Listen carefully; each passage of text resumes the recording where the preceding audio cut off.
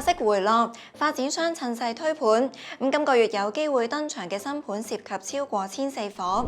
Hello， 大家好，我係 Holly。就住近日嘅息口走勢，今集啦會同大家講下發展商嘅最新部署，同埋一啲名人嘅入市個案。第一 ，CLSC 推出新一期，入場單位大概300萬，比上一期有冇加價呢？第二，新盤嘅貨尾量持續高企。4月嘅私樓預售樓花錄得零申請，係近2年以嚟第8次。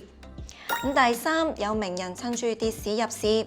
麻雀館大王嘅家族成員斥資大概1億8千萬買入九龍塘屋地。由新地發展嘅 CLSC 1A 2期，經過3輪銷售之後，沽清所有以價單形式開賣嘅單位，累售755伙，佔總伙數7%，套現超過40億。發展商就隨即展開1B 期嘅銷售部署，涉及794伙。首批推出86伙，折實平均尺價10600幾蚊，比 1A 2期嘅首批尺價高大概2%。不過發展商就話1B 期同1A 期嘅景觀唔同，好難直接對比價錢。首批涵蓋1房到3房單位，折實樓價由大概300萬到935萬，折實尺價由大概9400幾到11600幾蚊。有8間嘅折實樓價低過400萬，淨需要俾100蚊印花稅。入場單位嚟自第3座，係1房間隔，售面積302尺，折實樓價大概300萬，折實尺價大概9900幾蚊。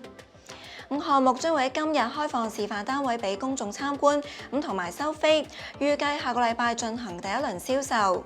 另外啦，同樣有機會喺園內登場嘅新盤，仲有永泰同埋萬科合作發展嘅 Uni Residence， 就喺沙田嘅顯徑站附近，一共有240伙，售面積由286到636尺，涵蓋開放式去到4房，主打1房單位。樓盤預計短期之內上載樓書，最快今個月內開賣。連埋新世界牽頭發展嘅黃竹坑奧臣，今個月登場嘅新盤超過1400伙。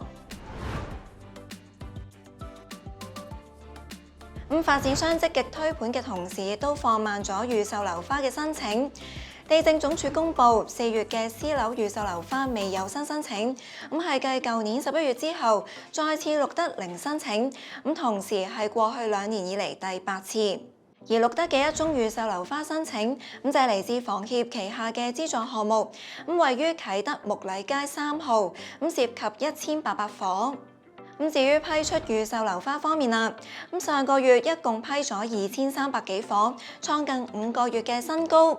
而家獲批預售但又未賣嘅私樓升到超過16000伙，按月增加大概1成。連埋超過22000伙嘅新盤貨尾，而家隨時可以賣得嘅一手單位升到超過38000伙。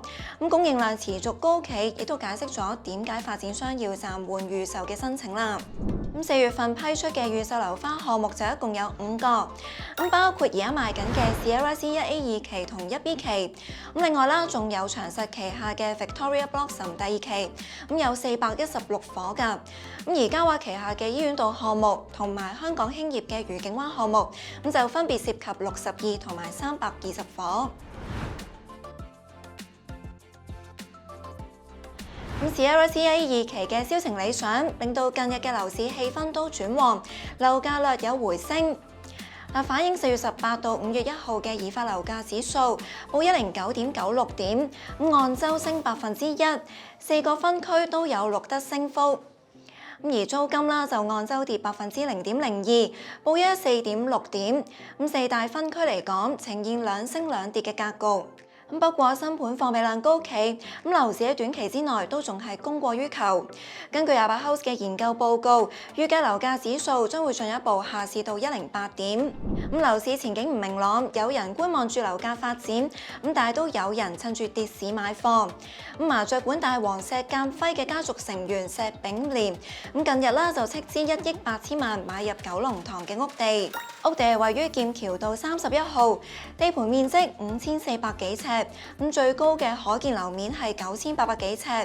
近日以1億8千萬賣出，尺價大概18000蚊，嗱比隔離嘅屋地大概1年半前嘅造價低7%。